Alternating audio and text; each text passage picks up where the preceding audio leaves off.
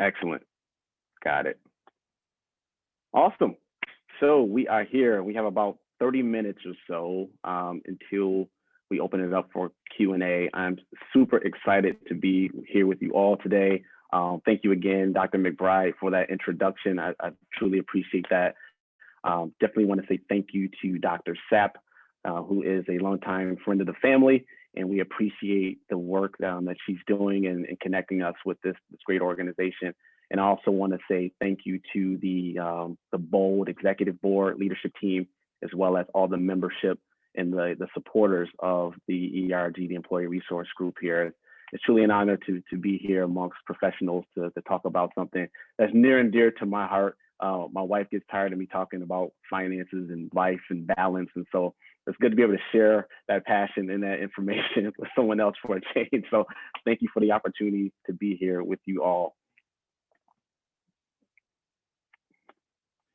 So quickly, what I'm going to go through today in this brief presentation, these are some of the things. I have a little bit of an education background as well. And so in the education space, we talk about, instead of saying objectives, these are the kudos. So things I want you to know, understand, and be able to do at the end of this conversation today. We're going to talk a little bit about stress. We're going to talk about finances, how the two play together.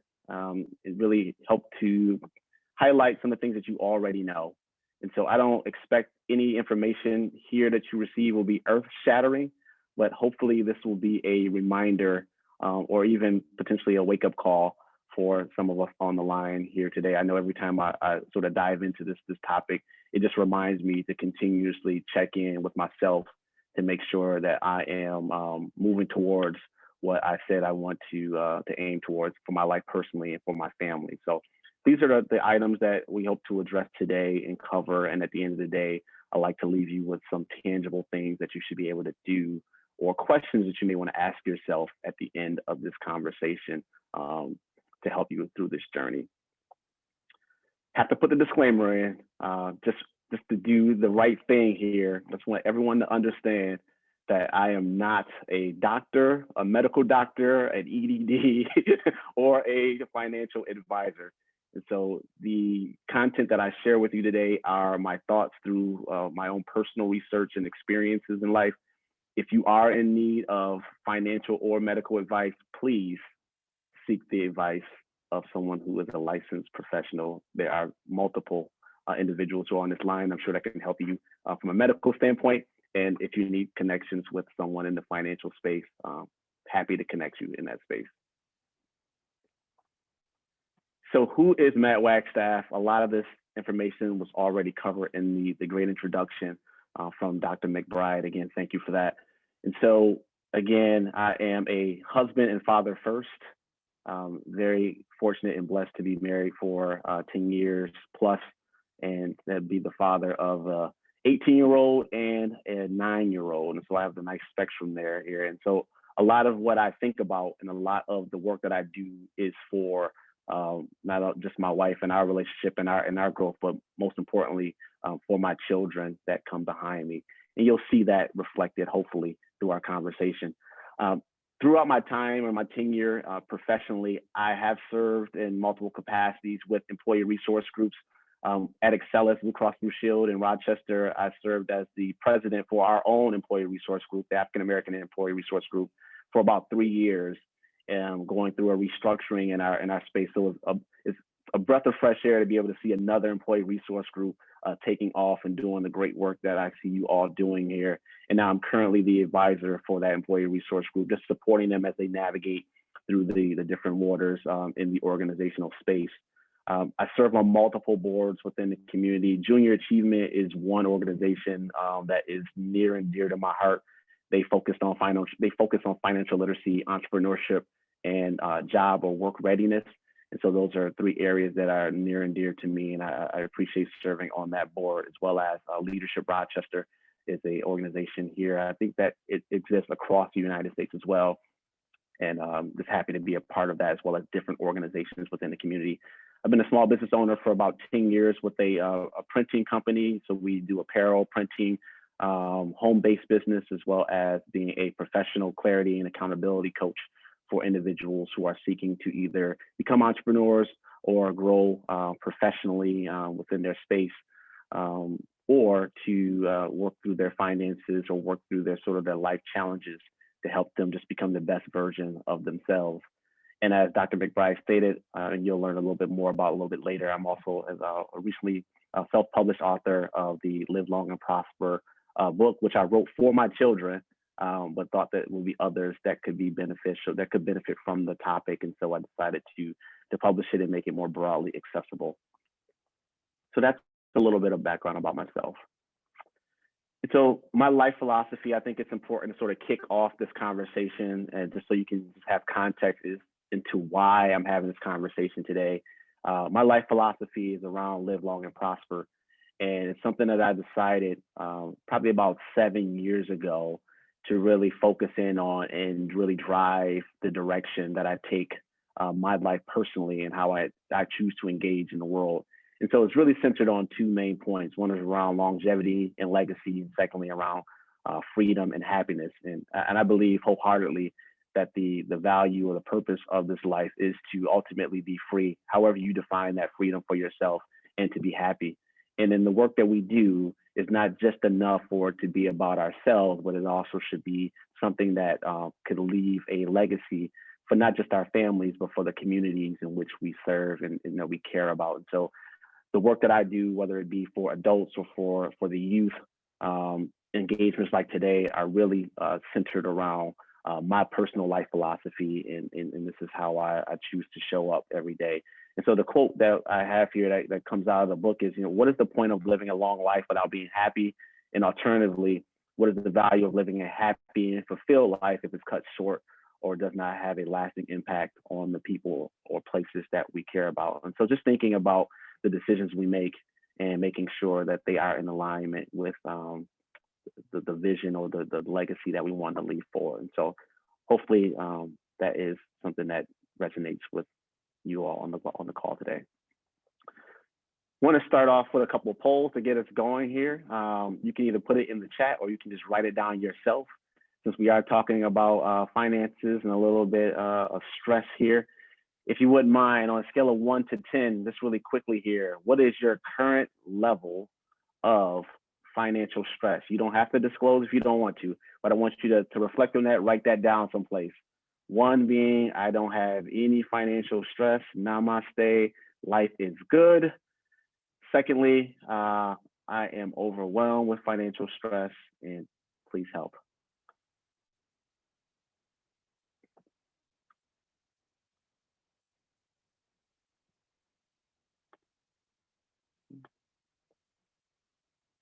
All right. Next. Oops. Going back here, on a scale of 1 to 10, please rate your current level of financial literacy. Again, you can put it in the chat, or you can you can be discreet and not disclose if you would like. But 1 meaning I am not knowledgeable about financial topics, and 2, I am very knowledgeable about financial topics and could probably teach a class on it. All right. Thank you for sharing that. What I'm going to do now is just transition quickly to a quick Menti poll, if I can. I put the Menti link in. If you all would just mind taking us a quick moment here to log into Menti, or to sign in, not sign into Menti, but go to menti.com and use that code there. If you can do that quickly, I'll pull up the screen.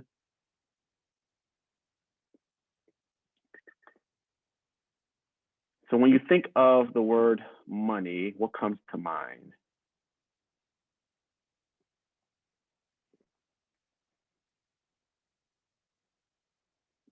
Let's see here. Can you all see? You might not be able to see my the internet.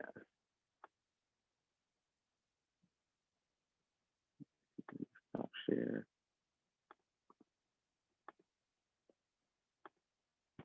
So I see purchase power. When you hear the word money, what do you think of? Wealth.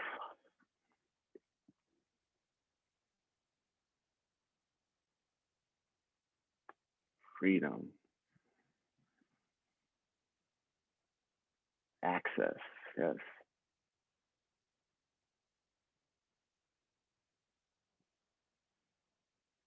Great. So just continue to feel free to add words as they come to mind. I'm going to stop sharing and go back to my other screen.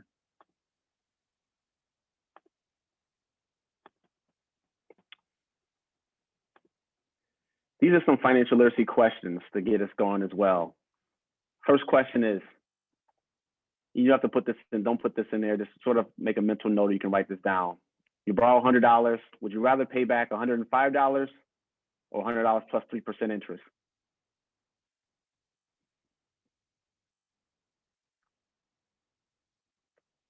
Second question, inflation is 2% annually and your income grows 1% annually.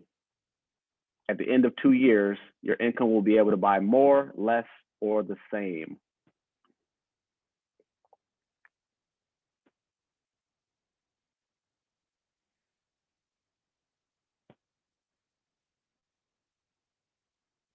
Third question, true or false? Investing in a single company stock is less risky than investing in a collection of company stocks in a fund.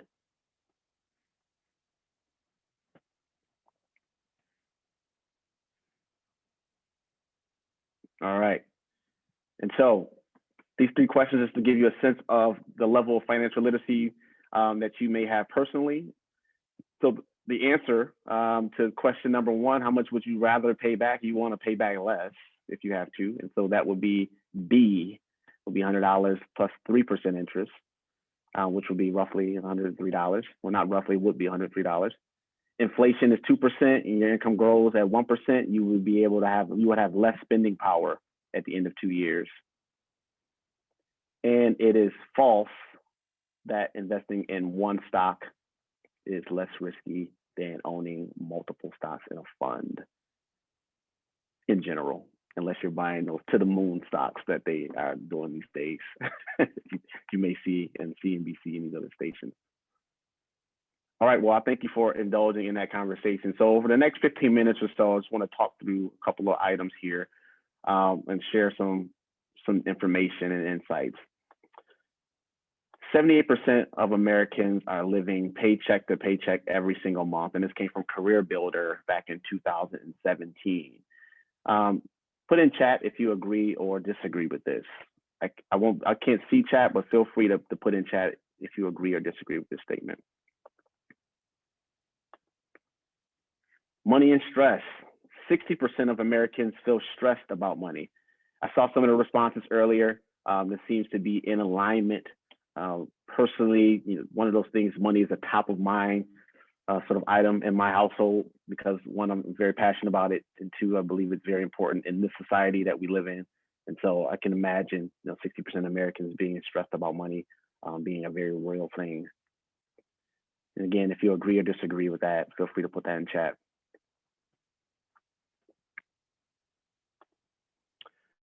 So what is stress? Again, I'm not a doctor. I only play one on TV, but in all seriousness, what is stress?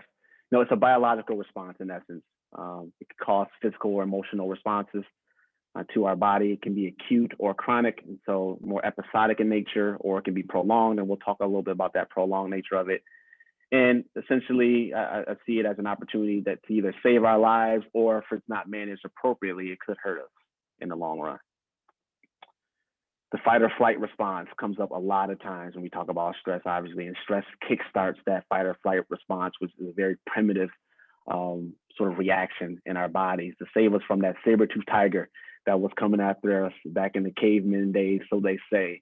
Whether you believe in cavemen or not, whether we were running from tigers or whatever, the natural biological response to either run or fight is kickstarted in the stress response. There are some hormones that our bodies are designed to sort of protect us in this space. But again, if they aren't controlled, they could lead to some pretty tough side effects in our body, which will cause some emotional or physical harm to us. And so adrenaline kicks in, our muscles are ready for action to either get away from danger or fight that danger.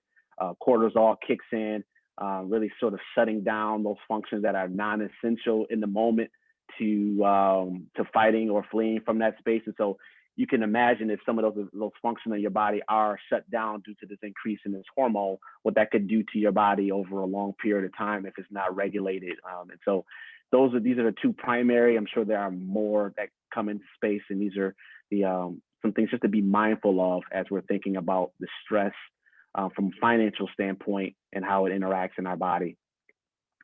So as I stated, prolonged stress or chronic stress definitely has some physical and mental impacts on our bodies. And so some physical effects of stress. So as we're thinking about stress and it comes up, and whether it's that good, healthy stress that gets us going, or if it's that worrisome, anxious stress, there's some weight loss, there's some weight gain or loss that could come as a result of it, some cardiovascular, heart issues. Our immune system can be compromised due to an increase in some of those hormones, fatigue, difficulty sleeping, some of the things that we all may have experienced at one point in time that may lead us to not feeling our best selves due to prolonged stress. So that's that stress that is just continuously happening where individuals or ourselves are constantly under those stressors. From an emotional stress can really work on us mentally. It can cause anxiety and depression. We can be very irritable and frustrated very easily when we're under stress. Reduce our confidence. So the more stress we're under, we may feel less confident about the decisions that we're making, or we may have a different perception of ourselves because of the stress that we're under. We can be very impulsive, or we could binge as a way of coping with the stress. And we can also experience some social withdrawal or isolation because of the stress, and we don't want to be in the company of others during the times where we are experiencing those stresses in our lives. And so from a physical and emotional standpoint, stress can really have impacts to us. And so it's very important, again, to be mindful and self-aware of what that stress is doing to our bodies. So a couple of ways in which we can take control of that physical and mental stress that's happening. One of my favorites is sleep. So trying to make sure we get enough sleep if we can. I know our professions can be very demanding, and we're trying to secure the bag, as they say, and get a lot more done. We can definitely compromise on our sleep, which could increase our stress. Meditation is something that I've taken up over the last several years.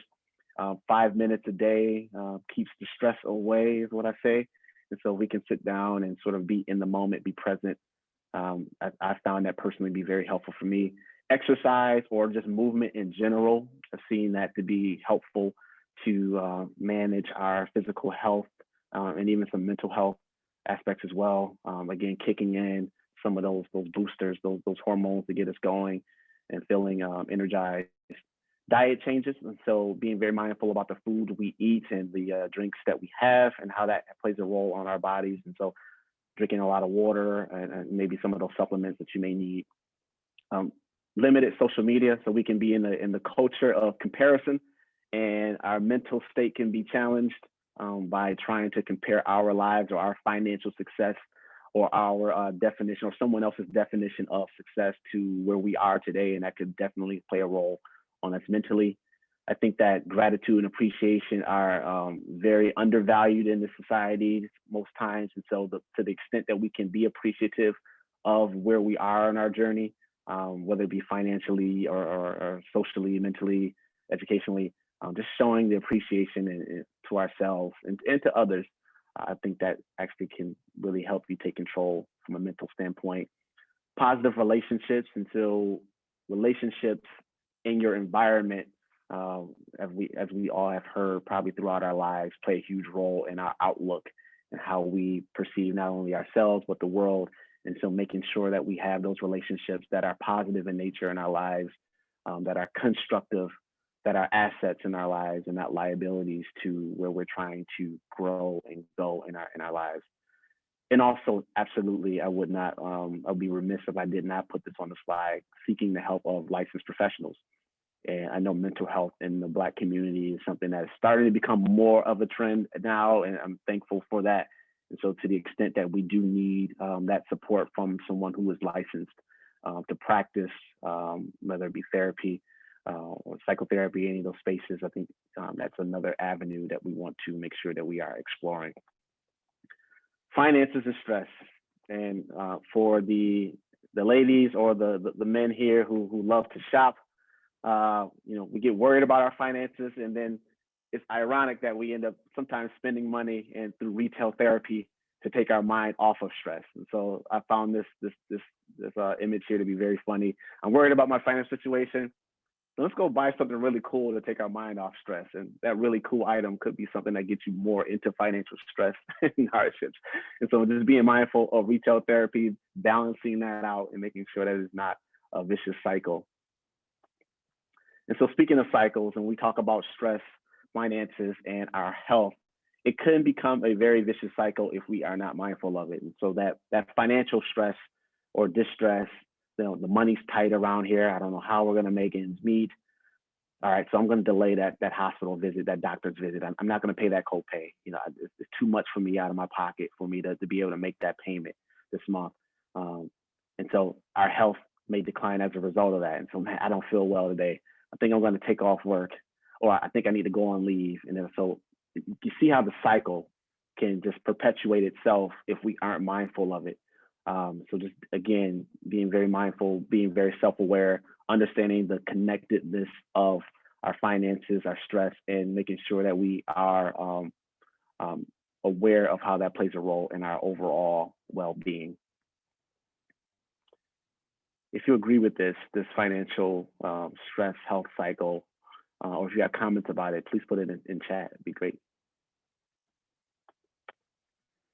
So back in 2020, in the beginning of the pandemic, from Bankrate, there's a survey that says nearly 1 in 4 Americans are skipping their medical care because of cost. And with me being in health insurance, I can certainly attest to this. We have the high deductible plans, high copay plans, and especially if an individual is recently out of work or trying to manage and budget different things. Sometimes our own personal well-being is on the back burner. And so we may delay that treatment, we may delay that physical that could ultimately literally save our lives if we were to have that physical done or that treatment done. And so to have 25% of Americans skipping because of cost is something we definitely need to get our arms around.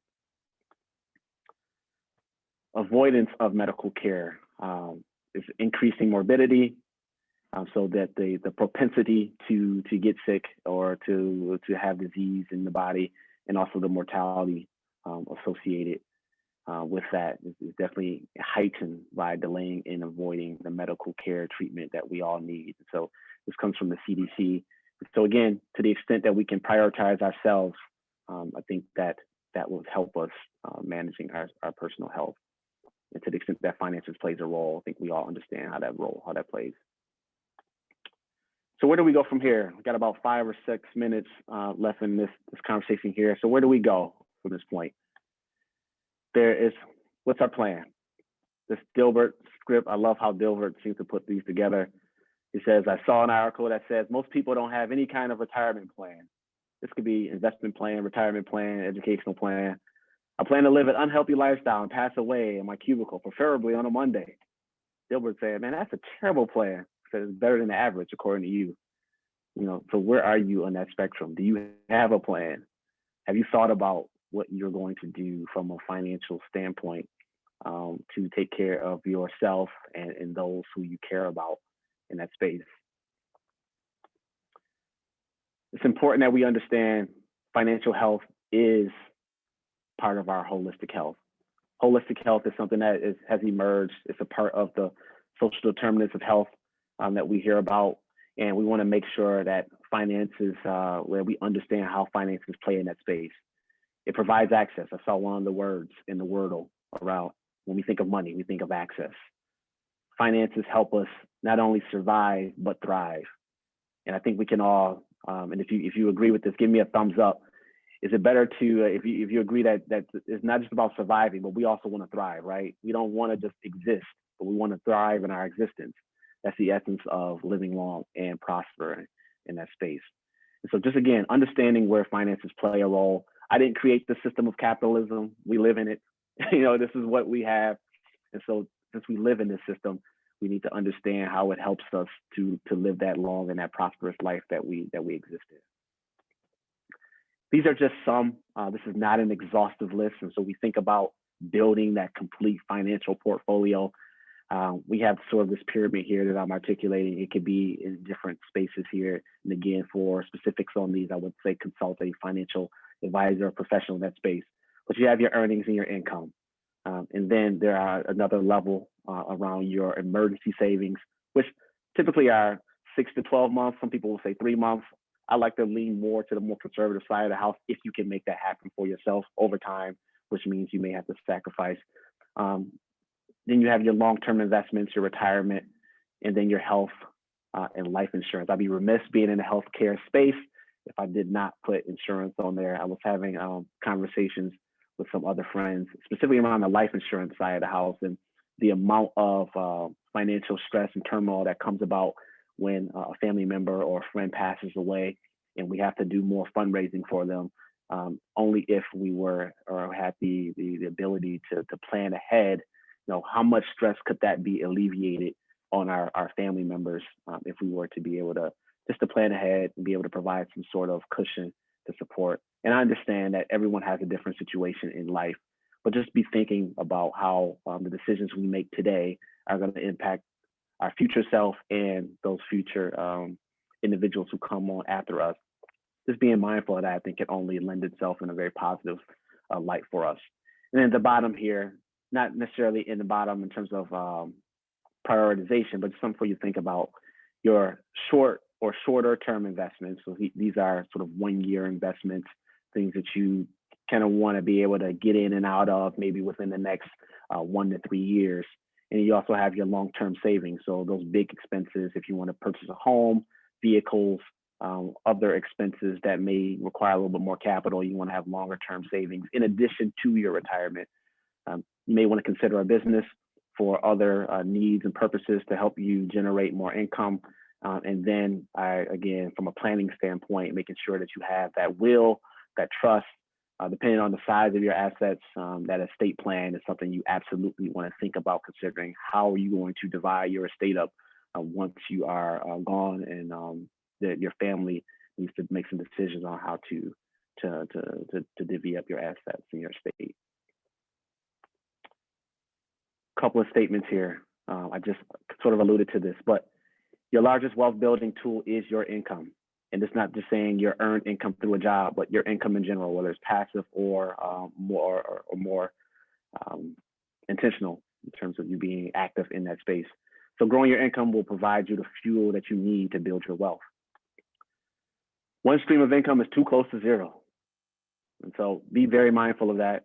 I get it. We're all at different spectrums of risk and how we want to do this. But there's a saying, one stream is too close to zero. I don't want to be at zero. So I don't want to take that risk. So it may be actually more risky to only have one stream of income. Multiple streams of income is the new self-care. So consider how can you increase those income streams. And again, you don't have to necessarily start a business. You don't need to go into a lot of debt or go into a lot of risk. But how can you diversify and have more than one avenue to raise income?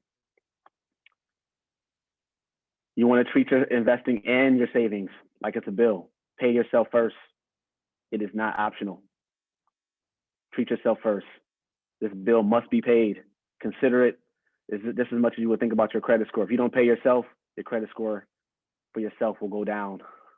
No one wants their credit score to go down. Treat yourself. Do not make it optional. Save, invest.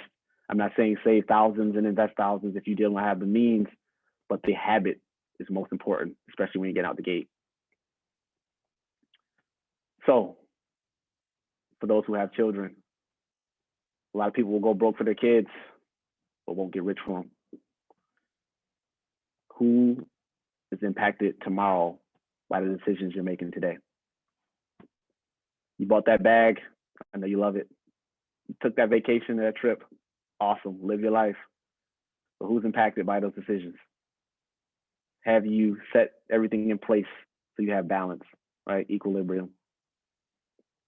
You bought the kids the nice sneakers that they're gonna get dirty in about 3 weeks.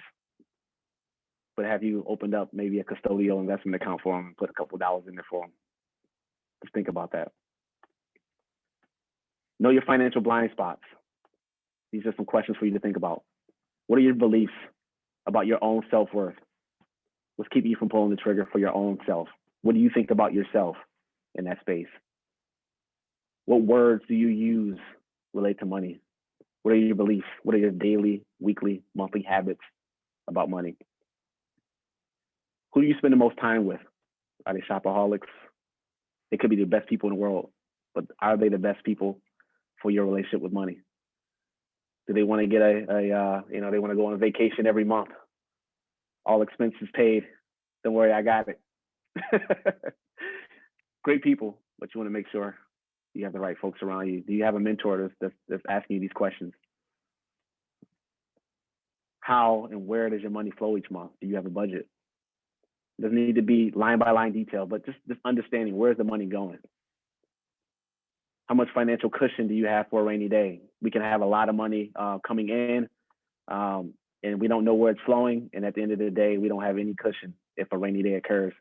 And most times life happens, even most likely when we don't expect it either. And so it's great to be able to have an understanding of what our expenses are, try to live below our means if we can, and then be able to have that cushion of what maybe 6 months to a year in case that employer that we love so dearly decides to have other plans about our life. So it's making sure we have a cushion in place.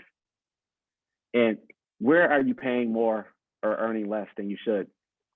I've had to have conversations with individuals about from a career standpoint. When's the last time you may have even broached the topic around an increase or raise at work? Are you being paid appropriately for what the value that you bring to your job or your profession or in your space? Where are you paying more than you should be in terms of interest? Are you looking at your credit card bills and statements and understanding what those interest payments are?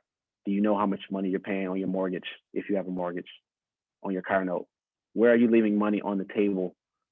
Or where are you paying more than what you should be? So just think about those questions that I'm raising for you today. There are probably a dozen more questions here that we could be asking, but what are your financial blind spots? These are some resources for you to consider as you're thinking about mindset shifts. Some of my favorites. I'm a little partial to the one at the bottom in the middle, but don't worry about that. Rich Dad, Poor Dad, one of the first books I read back in my early 20s to really shift my mindset. I was really on that train of get a job, work hard, retire, get a gold watch, and sail off into the sunset. This book changed my mind, changed my world, and I've given it to my daughter and other young people to get them just to think differently. I'm not saying do exactly what they say, but just think differently. Outwitting the Devil is a very interesting book. I've learned about this last year. It's a very interesting book. There's audio version of it. Yes, sir. Live long and prosper. This book right here is definitely something was very interesting to me. So don't get thrown off by the title, but the concept is very interesting. So at the end of this, remember, it's not about the money. It's 100% about the freedom. So that's my time, my presentation. I would love to support you all if you are interested in connecting. Please connect with me via LinkedIn. You can visit my website at matthewwagstaff.com, or you can follow me and let's connect on Instagram. Would love to learn your story, see how I can support you, and just learn from you. Appreciate you all. Thank you so much. I'll open it up for some questions. Hopefully I have some answers.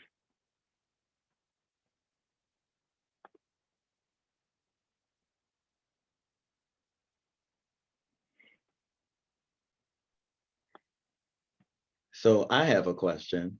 Can you hear me? Yeah. Okay, cool. So, just full disclosure, I recently got a house. So literally as of like last month. So, and Congratulations. Oh, thank you. I said, come on, interest rates. So one of the things that I was sort of thinking about like sort of longitudinally. One thing that I didn't even know about is outside of what you have to put down for a house, like how much you have to put sort of into a house initially when you first move in. So it's so funny. I think like maybe people go through amnesia. I don't know, but I was asking a ton of my friends about like the process of buying a house, and everyone's like, it's wonderful, it's terrible. But outside of that, some of the things like blinds, which can be expensive, and like little stuff like that, like really accumulate. So I was fortunate enough to be able to put 20% down, but then in addition to that, I had money Mm, saved for the just in case. But the mm, just in case came up more than I thought when you're first sort of moving in. Do you have any good advice outside of putting money aside, which I normally do to save, for like prepping for the just in case happen chance things that happen with a new home? Outside of, I'm lucky. I mean, it's a brand new house, so it's under warranty. So I have somebody suckered in for the first year, but sort of after that, what sort of plan could I potentially do? That makes sense. yeah, I don't have, and that's a great question, Dr. McBride. I don't have a, you take great advice. I don't have any, I don't know if it's necessarily great advice. I do have what I practice in my home. And so I do think we can make this simpler than it is. And it really is about putting that aside and being intentional about it. And so what my wife and I do, we literally have an account just for the house. And so we'll have our savings account for like vacations and short-term things. We have our emergency fund. We have long-term investments, long-term savings for the properties that we may want to purchase in the future, or the things that we want to buy that are big. And then we have emergency fund for the house. And so we are blessed enough to be able to have that.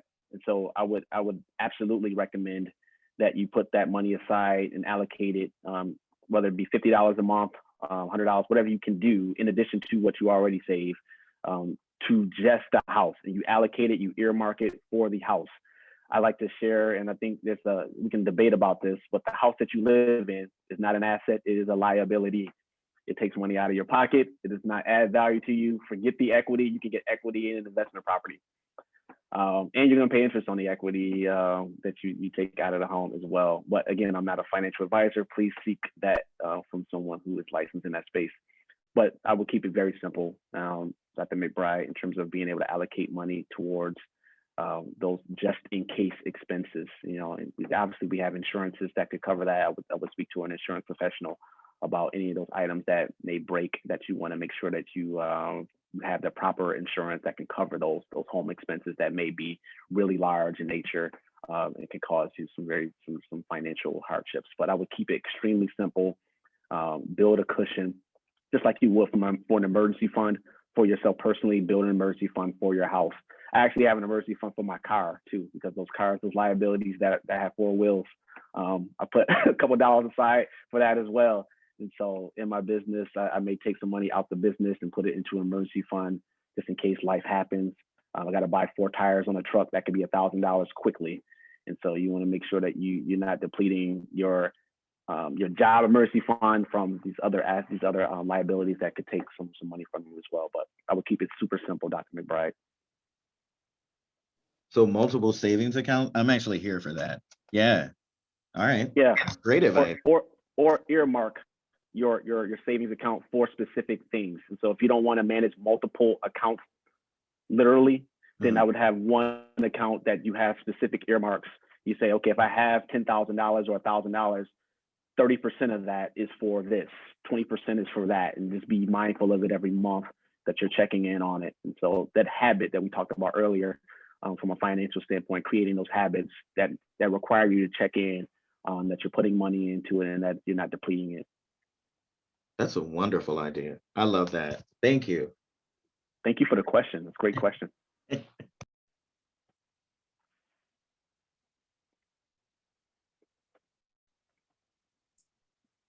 Real quick, I just wanted to add that I was watching the chat, and Dave, you brought up a great point about making sure you're friends with your neighbors, because you never know what kind of skill sets they might have, what kind of useless things that they have laying around that they want to like get rid of. So that was a good suggestion too.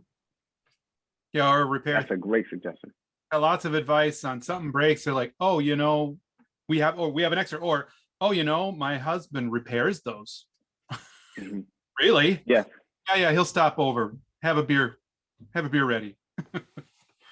I tell you, if you can find your relationships. So we talked about positive relationships. So if you don't have a neighbor who's constructive like that or has that skill set, find a contractor or a general contractor somewhere. They're everywhere. Someone who's handy. I found that to be extremely helpful. They're looking for work. Typically, they can help you out in those crunches, or they can point you in the direction of somebody who can help you. And so we're all very busy, and we don't necessarily have time to go searching for that plumber when the line breaks. And so be able to have somebody who can quickly get you in touch can be a huge asset from a relationship standpoint. So I agree wholeheartedly with that suggestion. Thank you, guys. I might tap back into this. I'm glad this is being recorded. I'm gonna come back to it for sure. Do you know anything about Bitcoin? Dog Bitcoin? We can go there all day long. I am not going. I'm trying to avoid that topic. I personally am a crypto investor. Yes, I am. I'm a crypto investor. Been in it for a while, and so I see the world through my son's lenses, who is 9, and I see how much of the digital world is in his space. And at some point, God willing, my son will be a full-fledged adult with money and can spend money on things. And digital assets and the digital world become more real for our children and their children's children, I believe. And so I would like to play a role in that and have some skin in the game, if you will. I'm not suggesting that you do that without your research, but I would, I'd let you know that I am in that space. Did you have a question, Mr. Breeze, about that? No, I just wanted to thank you for your info. My pleasure. Great question too. Keep an eye on it if you can. There's a phrase that a friend of mine uses. Well, not a phrase. It's actually sort of 2 words: asymmetric risk. And so, depending on how much, and so that talks about the upside potential of an investment. And you think about to yourself personally and based on your budget, what amount of money could you invest that if you lost it all will not break you or put you into the poorhouse? But it has such a high upside potential that it's worth the investment or the risk. And so whether that's $50 or $5,000 or $50,000, if you lost it all, would it put you into the poorhouse? You think about that. But I would say if you have a very high asymmetric risk, and I think that Bitcoin, cryptocurrency, those things have a huge potential upside, but they could also go to zero. And so you have to be on the individual level and make that decision on what you're willing to risk in that space. I'd rather be in it personally. Yeah, I'm using Stash now, the Stash Great. Invest. Yeah, which is really good. Well, I'm on- congratulations on getting into the space. Well, I'm on the least risky side. I'm very nervous, but I do know that the market has ups and downs, and eventually, when you are ready to get out, it's usually on the upswing. But I'm always Yep. on the. What is, The goal. don't they have, I think with cryptocurrency, they have like more stable ones that you can buy. And then there are like the highly volatile ones that just go up and down. I say, look, the best thing that I ever heard in my entire life, and you, Mr. Wagstaff, you just corroborated this, is, you know what I mean? Buy low, sell high, that's it. Yeah. So when things start tanking, you just buy more things. That's me. Yeah. That's sort of how that goes. Yeah. Two things, and I know we're at our time. 2 things is you never want to invest without doing your research. So make sure you do your research. Make sure you understand what you're buying. I feel comfortable doing it, and so based on my research, and so I buy. I would not recommend anyone purchase anything. I don't care if it's a house investment, car, whatever it is, without doing your research on what the potential value is upside. And then secondly, never invest money that you cannot lose. There's always the opportunity it goes to zero. So never invest money that you couldn't, if it all went to zero tomorrow. Just make sure that you are comfortable in that space. Investment comes with risk. There's no investment period that has zero risk. There can be low risk, but every investment has risk. These are great questions. I appreciate you all. I know we're at our time. Yeah, I'm sorry that I have to jump off for another meeting here, but I'm definitely going to be sending an email, so be on the lookout. Thank you so much. Thank you so much. Mhm. See you It was guys. fantastic. So let me see. Can go to.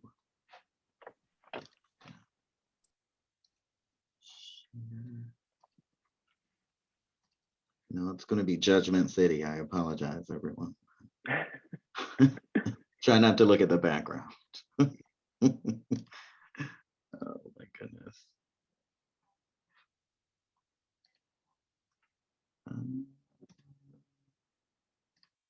Right. So Jennifer, take it away. Hello, everyone. My name is Jennifer Fashan, and I'm an MBS student at Guy Sanger Commonwealth School of Medicine.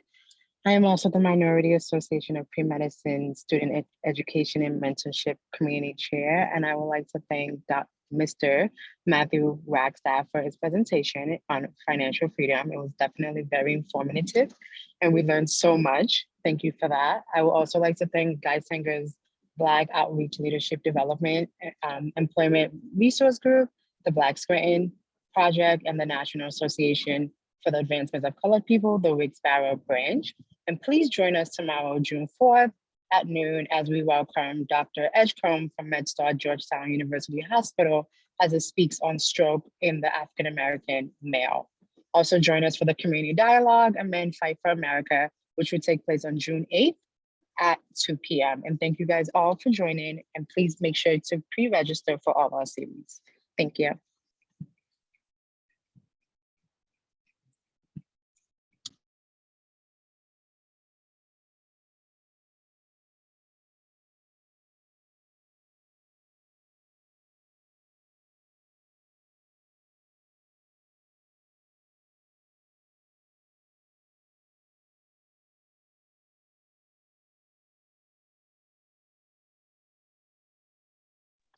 Yes, thank you All so set. much, everyone. We will Thank stop. you again, Dr. McBride. I appreciate it. This was great. Oh, it was a more than a pleasure to have you. You had some wonderful advice. I might be stalking you too, so prepare yourself. That's A-okay. That's A-okay. Thanks for the heads up.